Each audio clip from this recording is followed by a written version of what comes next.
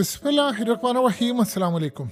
देखिए, लड़ाई चल रही है इजराइल और ईरान की, और रूस के मुताबिक ये लड़ाई इजराइल और ईरान की नहीं रहेगी। इसमें वो तमाम न्यूक्लियर ताकतें कूद पड़ेंगी जो इस वक्त पूरी दुनिया में एटमी ताकत रखने के हवाले से जानी जाती हैं।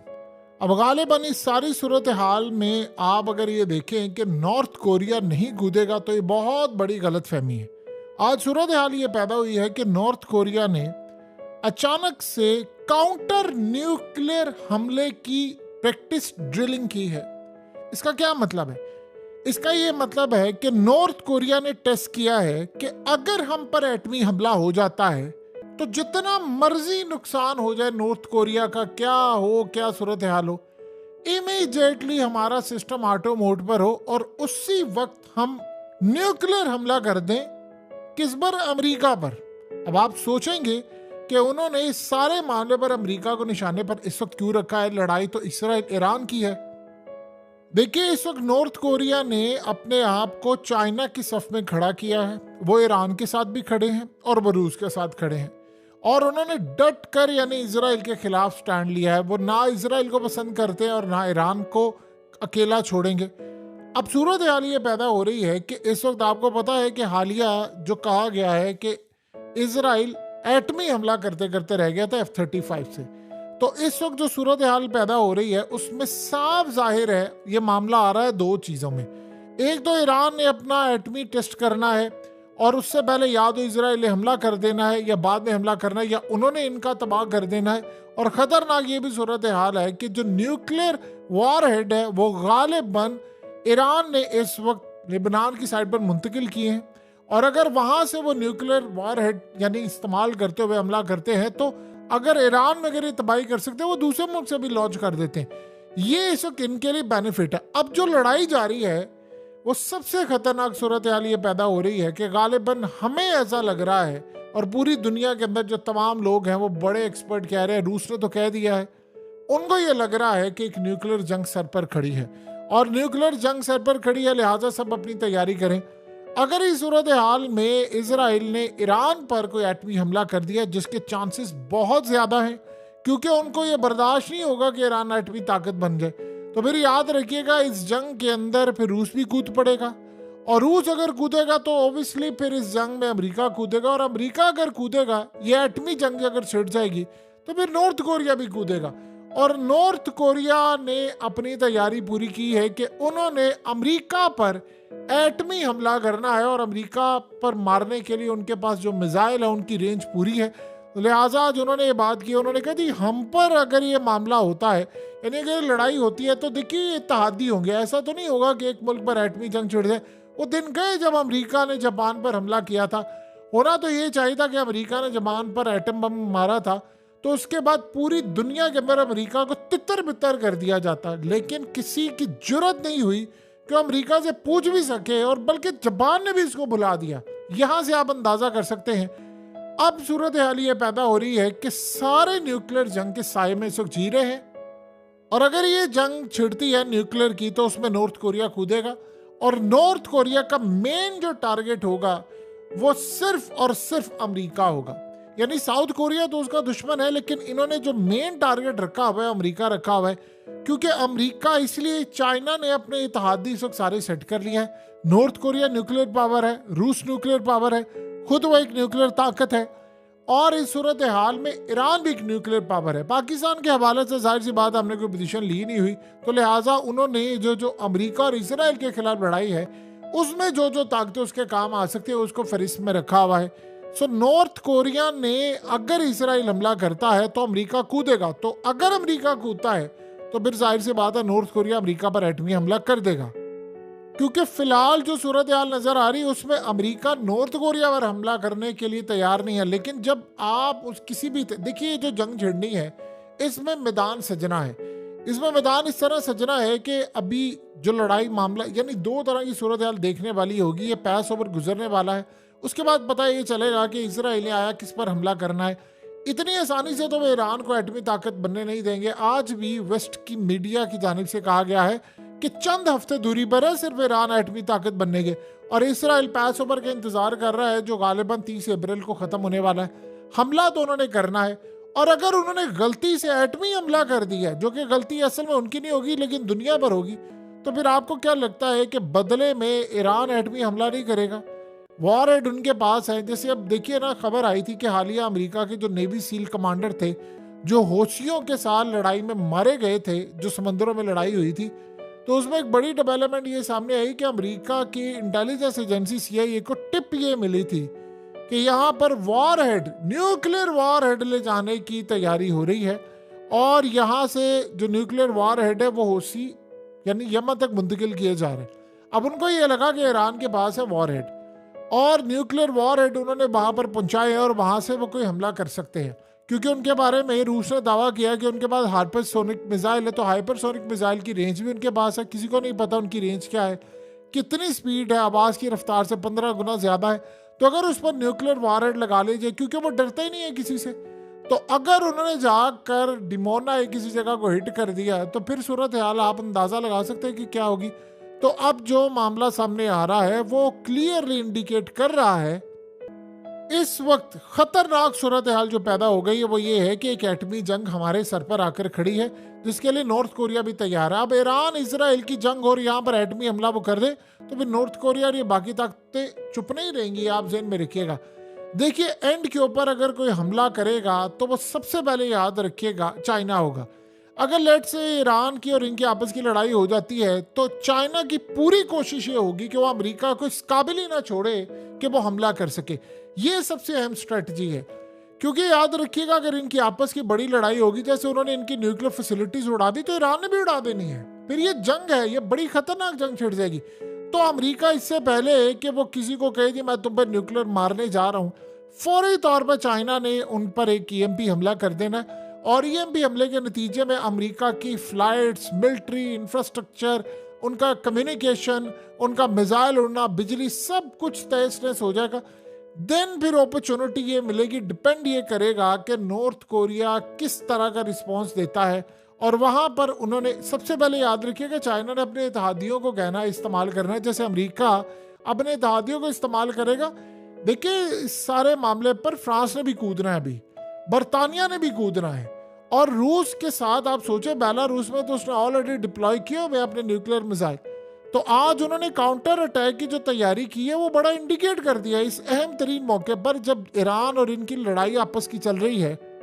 तो नॉर्थ कोरिया का काउंटर असल में चेक करने का मतलब ये है कि वो क्लियरली इस बात का खदशा महसूस कर रहे हैं कि एक न्यूक्लियर जंग सर पर खड़ी हुई है। क्योंकि देखिए, आम रूटीन में आप ये उन्होंने पहली मर्तबा जिंदगी में पहली मर्तबा न्यूक्लियर हमला जब होगा, उसको रिस्पॉन्ड काउंटर करने के लिए जो उन्होंने हमला करना है उसकी ड्रिलिंग की है। आज से पहले कभी न्यूक्लियर हमले की इस तरह से तैयारी नॉर्थ कोरिया ने नहीं की। वो हमेशा से मिसाइल बना लिया, फलाने का टेस्ट कर लिया, उसका टेस्ट कर लिया, इसका टेस्ट कर लिया, वो यहाँ तक ही रहे। लेकिन पहली मर्तबा अगर वो ये काम करने के लिए गए हैं, तो जाहिर सी बात है उनको ये बात का बिल्कुल खदशा नहीं, उनको अंदाजा है कि न्यूक्लियर जंग किसी भी जगह पर छिड़ सकती है। और इस दफा याद रहे, न्यूक्लियर जंग अगर छिड़ती है तो ऐसा नहीं है कि वो जापान की तरह अमेरिका हमला कर देगा, फिर दूसरे ममालिक के इत्तेहादी उन पर हमला करेंगे, और उसके बाद ये भी सारा काम होगा। फिर तो जाहिर सी बात है कि बहुत सारे लोग मारे जाएंगे, वहां पर लड़ाई शुरू हो जाएगी। फिर ये भी नहीं देखा जाएगा कि इसराइल की बाउंड्रीज क्या है, इसराइल कहाँ तक जा रहा है, क्या मामला हो रहा है, सारे भी लड़ाई में कूद पड़ेंगे। अगले कुछ अरसे के अंदर हालात ये बता रहे हैं कि दुनिया एक बड़ी तबाही फेस करने के लिए जा रही है। और याद रहे कि हालिया नॉर्थ कोरिया ने न्यूक्लियर सबमरीन का ऐसा टेस्ट किया था, जिसमें उन्होंने बताया है कि अमेरिका का अगर एयरक्राफ्ट कैरियर आता है, न्यूक्लियर सबमरीन यानी जो एयरक्राफ्ट कैरियर उसका आता है या जो भी, हम उसको समुद्रों में तबाह करने की सलाहियत रखते हैं। अमेरिका ने असल में पिछले काफ़ी अरसे से एक चीज़ देखी है कि उसके जो इत्तेहादी हैं, अभी बज़ाहिर आपको ये नज़र आता है कि जो उनकी ताकत बड़ी है, उनकी इकॉनमी बड़ी है, लेकिन शायद वो लड़ाई में लड़ने के काबिल नहीं है। अगर ईरान ने इजराइल का एटमी प्रोग्राम उड़ाना होता, तो वो जो हमला किया है उन्होंने, उससे 20 किलोमीटर दूरी पर था डिमोना, तो वो उसको उड़ा सकते थे। अगर इसराइल को ये मौका मिलता तो वो ईरान का एटमी प्रोग्राम ना छोड़ते, क्योंकि वो तबाही के लिए देखिए, मुसलमान इस बात के लिए तो नहीं ना तैयार। वो तो ऐसा नहीं तैयार है कि भाई एक बड़ी जंग होगी और उसके बाद हमारा मसीहा आएगा, फलाना आएगा। हम तो कोई इस बात के लिए तैयार नहीं। अगर हजरत ईसा का वेट किया जा रहा है और अगर इमाम मेहदी का वेट किया जा रहा है तो दुनिया के अंदर ऐसी कोई सूरत हाल तो सामने नहीं आ रही कि मुसलमान इस बात का इंतजार कर रहे हैं कि जी पहले जंग छिड़ेगी। इजरायली तो इंतजार कर रहे हैं, और उनकी किताबों में और उनकी जो डॉक्ट्राइन है उसमें ये चीज मेंशन है कि बड़ी जंग करेंगे तो वो काम होगा, क्योंकि वो शैतानी ताकत खून मांगती है, तबाही मांगती है दुनिया के अंदर। उसको एक बहुत बड़ी तबाही चाहिए, जब तक वो तबाही नहीं आएगी तब तक वो दुनिया के अंदर राज नहीं कर सकते। असल में आज हुआ ये है कि चाइना की जानिब से भी एक तगड़ा पैगाम चला गया है नॉर्थ कोरिया को। अब आप सोचें कि अगर एटमी हमला होता है तो जरूरी नहीं है कि आप एटमी हमले को रोक पाएं। हाँ, ये जरूर हो सकता है, आप ठीक है आप तबाह कर सकते हैं, लेकिन आप कितना तबाह कर सकते हैं? देखिए, जब वॉर हेड होते हैं, बहुत सारे न्यूक्लियर वॉर हेड लगाए होते हैं, सबसे ज्यादा दुनिया के अंदर अगर न्यूक्लियर वॉर हेड है तो वो रूस के पास है, वो हजारों के हिसाब से है। ये पूरे का पूरा यूरोप अगर ये समझ रहा है कि ये एक न्यूक्लियर वॉर हेड है या फलाना है, वो हजारों के हिसाब से न्यूक्लियर वॉर हेड उनके पास है।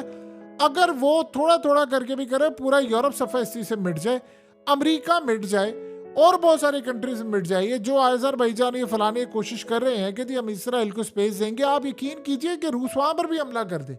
इनको किसी को अंदाजा नहीं है कि अभी सूरत हाल क्या होने वाली है। अगर इसराइल को जरा सा भी अंदाजा होता कि जंग के मामलात इस लेवल पर चले जाएंगे तो बताइए क्या वो इस जंग में कूदते? जो पूरी दुनिया को ये बता रहे हैं कि हम सिर्फ 10 से 12 दिन में आपको क्लियर करके देंगे, वो 200 दिन के बाद आज आप सोच लें कि वेस्ट के मीडिया ने और अमेरिकी मीडिया ने कहा है कि हमास को खत्म करना अभी तो बहुत दूर है।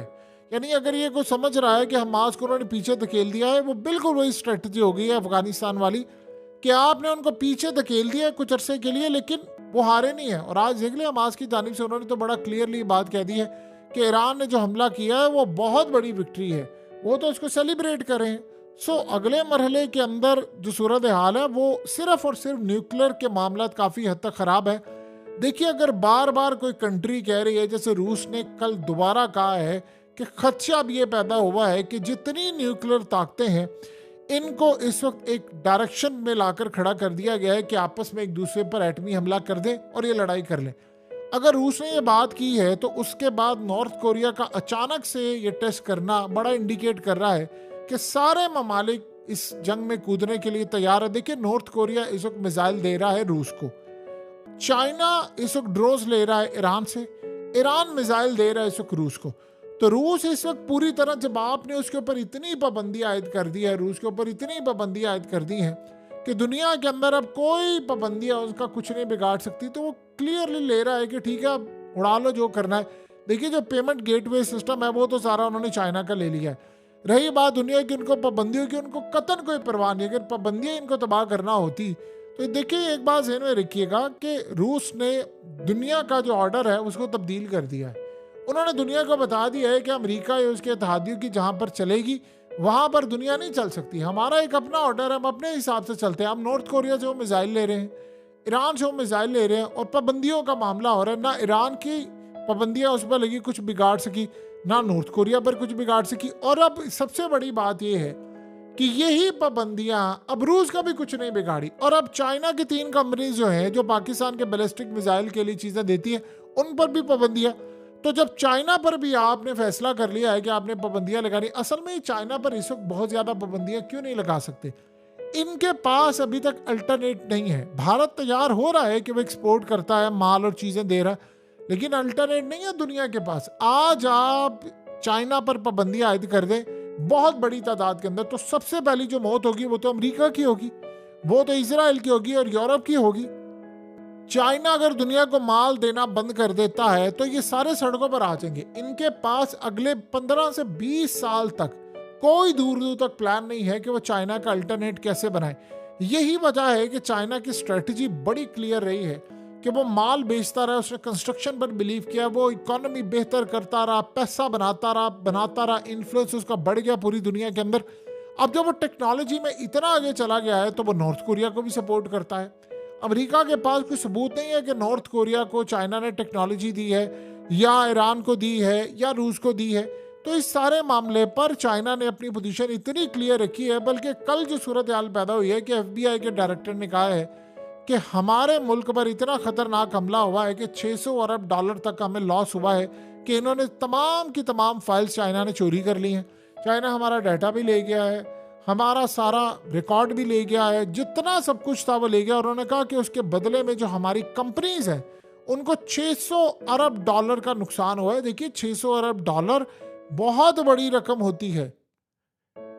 चाइना ने असल में अपने जो इत्तेहादी साथ रखे हैं, इस वक्त 3 इत्तेहादी हैं उसके बाद ऐसे जो किसी के साथ भी कोई भी जंग हो लड़ने को तैयार है। अब ज़हन में रखिएगा पाकिस्तान भी उसका इत्तेहादी है, लेकिन पाकिस्तान कल को ऐसी सूरत हाल तो नहीं होगी जी इसराइल के खिलाफ हम लड़ने को तैयार हो जाएंगे, हम अचानक से अमेरिका के खिलाफ लड़ने को तैयार हो जाएंगे। ईरान लड़ सकता है, रूस लड़ सकता है, नॉर्थ कोरिया लड़ सकता है। और आप देखें कि अगर तीनों को देखें तो नॉर्थ कोरिया के ऊपर दुनिया की पाबंदियां, लेकिन वो अपना सिस्टम चला रहे हैं ना।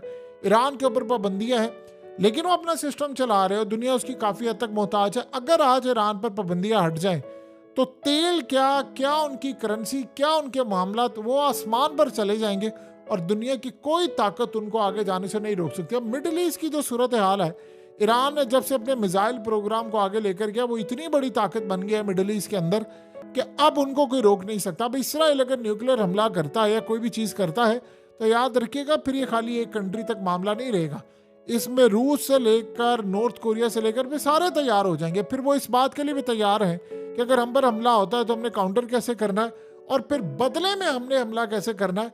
इसका आप अंदाज़ा लगा सकते हैं कि आज उन्होंने पहली मरतबा जो ड्रिलिंग की है वो बता रही है कि एक चीज़ कितनी बड़ी लड़ाई सर पर खड़ी है।